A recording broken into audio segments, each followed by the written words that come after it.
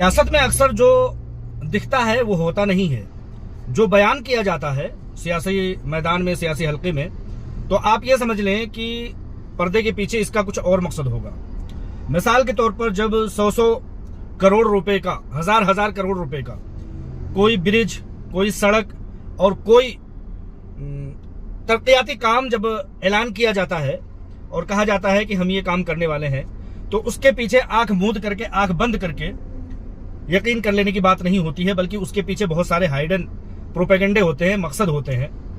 मिसाल के तौर पर एक ब्रिज तामीर की जाती है या एक सड़क तामीर की जाती है, तो उसके पीछे नेताओं के, उसके पीछे कॉरपोरेटर सेक्टर के बहुत बड़े बड़े मकासद होते हैं। मकसद ये होता है कि फुला ब्रिज जब बनाया जाएगा तो हमने जो इलेक्शन में चंदा लिया था, उस चंदे के एवज में फुला कॉन्ट्रैक्टर को हम जब कॉन्ट्रैक्ट देंगे तो वो उसकी भरपाई हो सकेगी जो इलेक्शन में उसने हमें चंदा दिया था। ये एक बात हो गई। दूसरी बात ये हो गई कि जब कोई लीडर, कोई नेता ये कहे कि मैं मस्जिद, मंदिर, गुरुद्वारा और चर्च बनाने का ऐलान करे वो, तो आप समझ जाइए कि आवाम की आंखों में धूल झोंकने का काम कर रहा है, क्योंकि उसे वोट लेना है और लोगों के जज्बात से खेलना है। आम आवाम इन सब चीजों को समझ नहीं पाती। मिसाल के तौर पर राम मंदिर और बाबरी मस्जिद का मुद्दा भारतीय जनता पार्टी ने एक तरफ, और असदुद्दीन ओवैसी और उनके वालिद जब जिंदा थे तो उसके सौदे पूरे तरीके से किए गए। लोग जो पुराने हैं वो जानते हैं कि सुल्तान सलाहुद्दीन ओवैसी, जो कि अकबरुद्दीन ओवैसी और असदुद्दीन ओवैसी के वालिद हैं, उन्होंने बाबरी मस्जिद का सौदा किस किस तरह से किया था। जब आप जाएंगे, तमाम इंटरनेट पर खंगालेंगे, तो आप लोगों को अंदाजा हो जाएगा कि वो बाबरी मस्जिद और वो राम मंदिर क्यों कह रहे हैं, जबकि दोनों का इससे कोई सरोकार नहीं है। अवामी जज्बात से और अवाम के मुद्दों से इनका कोई सरोकार नहीं है। सिर्फ और सिर्फ इनको लोगों को बेवकूफ बनाना है। इसी तरह से अभी हालिया दिनों में आप ये देख लीजिए कि हुमायूं कबीर बंगाल का, वो बंगाल में बाबरी मस्जिद तामीर करने का सोचा छोड़ता है, और भारतीय जनता पार्टी जिस तरह से अपना जीतती है, उसी तरह से हुमायूं कबीर को 2-2 सीटों पर बड़े अच्छे तरीके से फतहयाबी दिलाती है। जबकि वहां के मकामी लोग कहते हैं कि भाई इस शख्स का 50 वोट, 100 वोट पाना भी मुश्किल है, इसके घर का वोट भी इसको मिल जाए। स्टिंग ऑपरेशन हुआ था, उसमें 1000 करोड़ रुपए लेने की भी बात मंजरे आम पर आई थी। तो जिस बंदे को खुद नमाज के पढ़ने का तरीका नहीं पता है, वो बाबरी मस्जिद बनाने का ऐलान करता है। उसके पीछे हाइडन मकसद जो था वो आप लोग जानते हैं। उसको 2-2 सीटों पर जिताया गया। अब रिटर्न आते हैं बाबरी मस्जिद और राम मंदिर के मामले में, जिसमें कि भारतीय जनता पार्टी, उसके पीछे जो मकसद उसका शामिल होता है। कितनी बार सरकार बना चुकी है बाबरी मस्जिद और राम मंदिर को मामले को लेकर के। इसी तरह से आवाज उठाते हैं हमारे बैरिस्टर असदुद्दीन ओवैसी, उनको भी बड़ा इस मामले में सराहा जाता है। जबकि असदुद्दीन ओवैसी के अपने शहर हैदराबाद और तेलंगाना में बताते हैं कि 100 मस्जिदें ऐसी हैं आसार कदीमा की जो बंद है आज के वक्त में, उसमें नमाज तक नहीं होती है। चारों तरफ से ताले लगे हुए हैं और कीमती, बहुत मुअज्जज, बहुत मोहतरम और बहुत अच्छी मस्जिदें ताला बंद हैं, जिसमें से अभी मैं आप लोगों को एक 10 टॉप 10 मस्जिदों के नाम सुनाऊंगा। उससे पहले आप ये समझ लें कि हालत तो हैदराबाद में यह है कि हैदराबादी बैरिस्टर ये कहता है कि बाबरी मस्जिद वगैरह वगैरह वगैरह, बार बार चीखता है, चिल्लाता है और बाबरी मस्जिद का बड़ा दर्द उभारता है। मैं इतना बता देना चाहता हूं कि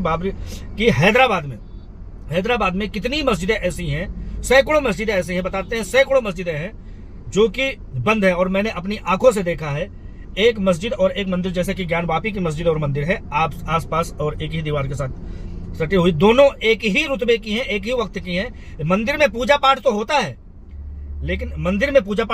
लेकिन मस्जिद लगा हुआ है। यह हैदराबाद की कहानी है।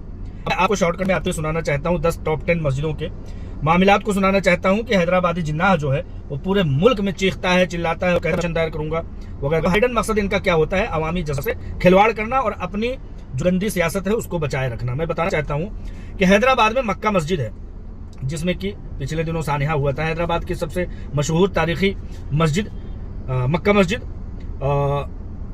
आसार कदीमा और अतराफ के मजहबी तनाज़ात की वजह से खबरों में हमेशा रही है। ये ASI के महफूज आसार कदीमा में शामिल है। ये मामलात में हमेशा रहती है मस्जिद, मक्का मस्जिद। इसके बारे में असदुद्दीन ओवैसी को कभी नहीं बोलते हुए देखेंगे। इसके आसपास के मामलात, आसपास की जमीनें जो है, सैकड़ों एकड़ की जमीन है, वो तनाज़ात में है, लेकिन इसके निपटारे के लिए कोशिश कभी नहीं की बैरिस्टर असदुद्दीन ओवैसी उर्फ जिन्नाह ने। चार मीनार मस्जिद, चार मीनार के बालाई मंजिल पर कायम तारीखी मस्जिद चार मीनार के अतराफ मजहबी हसासियत और भाग्य लक्ष्मी मंदिर तनाज़ा के तनाजुर में अक्सर जेर बहस रही है। मैंने अपनी आंखों से देखा है कि चार मीनार जो एक आसार कदीमा की एक इमारत है, एक चार मीनार की तरह का, उसमें मस्जिद भी है, मंदिर भी है। मंदिर में आज भी पूजा पाठ होती है, लेकिन मस्जिद में नमाज नहीं होती है। यह असदुद्दीन ओवैसी का कॉन्स्टिट्यूएंसी भी है, जहां से वो चार मीनार से मेंबर पार्लियामेंट की सीट जीतते हैं हमेशा। टोली मस्जिद कुतुब शाही दौर की मशहूर मस्जिद, तारीखी और अतराफ की तवाज़ुनात के मामले पर कई बार मुबाहिस हो चुके हैं। इस पर भी ये असदुद्दीन ओवैसी कभी बोलते हुए दिखाई नहीं दे। कुतुब शाही अहद की तारीखी मस्जिद ये है खैरताबाद मस्जिद कुतुब शाही अहद की तारीखी मस्जिद शहरी तोसी और सड़क मंसूबों के दौरान तहफ़्फ़ुज़ आसार कदीमा में शामिल है। ये भी तनाज़ात का शिकार है, इसमें भी नमाज नहीं होती है। ये भी तालाबंदी का शिकार है। इस पर भी कभी असदुद्दीन ओवैसी ने न कार्रवाई की, न मुकदमे लड़े, ना ही कोई FIR दर्ज कराई। इसी तरह से पांचवी है शाही मस्जिद रॉयल मस्क बागे आम मस्जिद का नाम है। बागे आम के अंदर वाक़ कदीम मस्जिद तारीखी इमारत होने की वजह से महकमा आसार कदीमा ने इसको अपने कब्जे में ले लिया है। इसमें भी आज के वक्त में नमाज नहीं होती है। ठीक है। कुलसूम बेगम मस्जिद गोलकुंडा रोड की तारीखी मस्जिद कुतुब शाही दौर के मंसूब बाज़ औकाफ और ज़मीनों के मामलात में इसका भी तनाज़ा में मामला चल रहा है। इस पर भी कभी आप असदुद्दीन ओवैसी को बोलते हुए नहीं देखेंगे। बाबरी मस्जिद और राम मंदिर के मामले में अवाम के जज्बात से हमेशा खिलवाड़ करने के लिए आपने बारहा देखा होगा। मस्जिद हुसैनी बालापुर की तारीखी मस्जिद जिसके अंदर मदरसा और ज़मीन के ताल्लुक से तनाज़ात का एहतजाज की खबरों में हमेशा रही है। इस पर भी तनाज़ात हमेशा चलते रहते हैं, मुकदमात चलते रहते हैं। इस पर भी कभी कोई कार्रवाई, कभी कोई पेशी असदुद्दीन ओवैसी की तरफ से नहीं हुई। एक मीनार मस्जिद पुरानी हैदराबाद की तारीखी मस्जिद जिसे शहर के कदीम इस्लामी आसार कदीमा में शामिल कर लिया गया है। इसमें भी अब नमाज नहीं होती है और यह हैदराबाद में ही वाक़ है। जामा मस्जिद हकीम मीर वजीर अली आसफ जाही दौर के तारीखी मस्जिद है, कदीम हैदराबाद की इस्लामी विरसे में शामिल है। यह भी तनाज़ात का शिकार है। इसके ताल्लुक से भी कभी आपने असदुद्दीन ओवैसी को कहते हुए, बोलते हुए या कोई भी मुकदमा लड़ते हुए आपने नहीं देखा हुआ। जामा मस्जिद चौक चार मीनार के करीब वाक़ कदीम जामा मस्जिद है। तारीखी बाजार और पुराने शहर के तनाजुब की हैसियत रखती है। कदीम आसार कदीमा की वजह से इसमें भी नमाज नहीं होती है। तो मेरे कहने का मतलब यह है कि हाइडन मकसद इनके जो होते हैं वो आवाम के जज्बात से खिलवाड़ करने के होते हैं। इस पर इनकी कोई ऐसी मंशा नहीं होती है।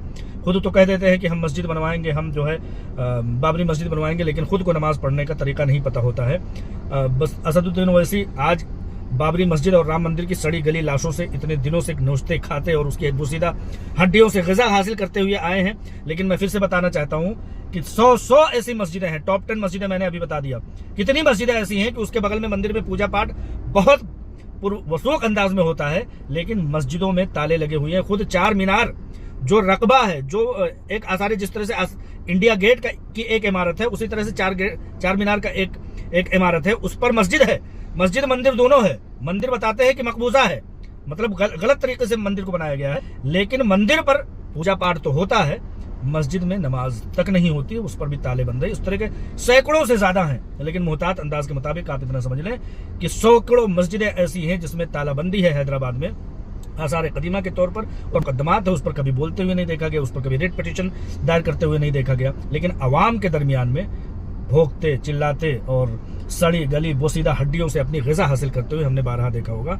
तो हाइडन मकसद इस तरह से इनके होते हैं।